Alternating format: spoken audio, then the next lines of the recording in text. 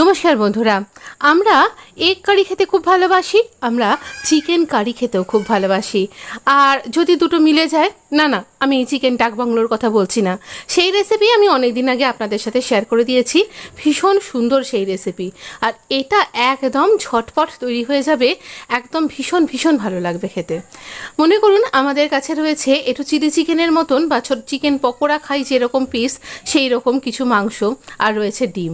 দুটো আলাদা আলাদা তরকারি এই গরমের মধ্যে দাঁড়িয়ে না করে যদি আমি দুটোকে একসাথে এক করে দিতে পারি, তাহলে বেশ অন্য রকম একটা টেস্ট হয়ে যায়। সত্যি বলছি, নিজে বানিয়ে বলছি না, মানে নিজে বানিয়েছি বলে বলছি না, অসম্ভব সুন্দর স্বাদ হয়েছিল। আমরা না এরকম দুটো পেঁয়াজ আর এই পরিমাণ আদা, কাঁচা লঙ্কা, রসুন নেব। এই আদা, কাঁচা লঙ্কা, রসুনটা আমরা বেটে নেব। একদম স্মুথ না বাটলেও চলবে, দাঁড়া বাটতে পারেন বা স্মুথও বাটতে পারেন। আমি 4 টেবিল চামচ এখানে তেল দিচ্ছি, আপনি আপনার মতন করে তেল দিন। আমি এই তরকারিটাতে কোনো আলু ব্যবহার করিনি। আলু আমি সবসময় চিকেনের মধ্যে খেতে ঠিক পছন্দ করি না, তবে চিকেনের ওই লাল লাল ঝোল ঝোল বা চিকেন ডাক বাংলোতে আলুটা বেশ লাগে। কিন্তু আমি পেঁয়াজটাকে এইভাবে কাটাটা কোথা থেকে শিখেছে বলুন তো? আমাদের এখানে না ভেলপুরি খুব বিখ্যাত, আমি যেখানে থাকি সেই ভেলপুরিওয়ালা সেই কাকুর কাছ থেকে আমি কিন্তু শিখেছি। ভীষণ সুন্দর, এটা কিন্তু খুব তাড়াতাড়ি কাটা হয়ে যায়, একসাথে অনেকখানি সুন্দর ঝিরিঝিরি করে কাটা যায়, আর খুব ইজি এটা তৈরি করা। আর এইভাবে তাই আপনার সাথে শেয়ার করলাম, যদি আপনারও পছন্দ হয়ে যায় তাহলে আপনি এটা ইউজ করতে পারবেন প্রসেসটা। এরপর যে টুকরোগুলো একটু বড় রয়েছে তাকে একটু আমার প্রয়োজন মতন আমি এখানে ছোট ছোট করে নেব। আপনি আপনার মতন করে এটা তৈরি করে নিন। দেখুন কত সুন্দর ঝিরিঝিরি কাটা হয়ে গেল না, একসাথে অনেকখানি। এবার তেলটা বেশ গরম হয়ে গেছে, আমরা এইরকম করে একটা করে চিরা লাগিয়ে দেবো আমাদের ডিমগুলোর গায়ে, আর তারপর এখানে ডিমগুলোকে ভাজতে দেব। কড়াইটা খুব গরম করার পরেই কিন্তু তেলটা দেবেন। আচ্ছা, আমরা ডিমগুলো যখন ভাজবো তখন সামান্য একটুখানি হলুদ দিয়ে দেব। এটা আমি আমার শাশুড়ি মাকে করতে দেখতাম, যে উনি ডিম, পটল, আলু ইত্যাদি ভাজবার সময়তে একটু হলুদ লাগিয়ে ছিটিয়ে দিতেন। কেন দিলে গো মা জিজ্ঞাসা করতেই কিচ্ছু বলতেন না। পরে বুঝেছি একটু যাতে সুন্দর রং হয়, ভালো দেখতে লাগে, তার জন্যই তিনি করতেন। এতে তরকারিটা কালো হয়ে যাবার ভয় নেই, আর একদম সুন্দর দেখতে লাগবে। আগে তো দেখতে ভালো লাগবে, তবেই তো আমরা সেই খাবারের প্রতি একটা আকর্ষণ বোধ করব। ডিমগুলোকে খুব কড়কড়ে করে ভাজার দরকার নেই, বেশ ভাজা একটা এফেক্ট চলে এলো, আমি তুলে নিলাম।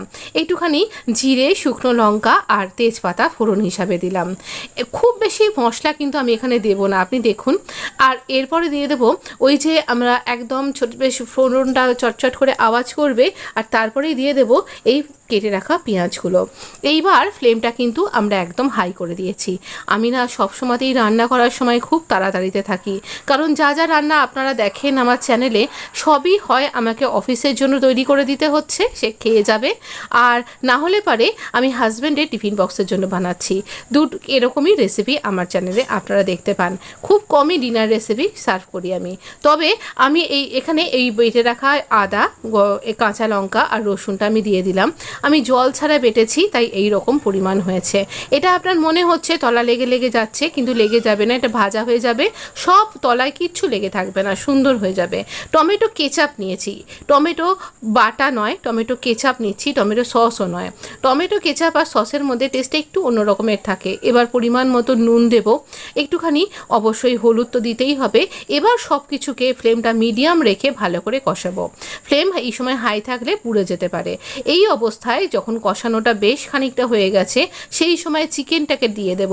চিকেন জাস্ট ভালো করে ধুয়ে রাখা রয়েছে, আর ভালো করে এবার চিকেনের সাথে মশলাটাকে কষাতে হবে। চিকেনের সাথে মশলাটাকে খুব ভালো করে আমরা এইরকম করে কষিয়ে নেব, একদম খুব সুন্দর করে। আপনি এখানে চিকেনের সাথে মশলাটাকে কষাতে থাকুন। কষাতে কষাতে বুঝতে পারবেন যে চিকেন থেকে আস্তে আস্তে একটু জল বেরোতে শুরু করবে। আমি এখানে দইও কিন্তু দিইনি।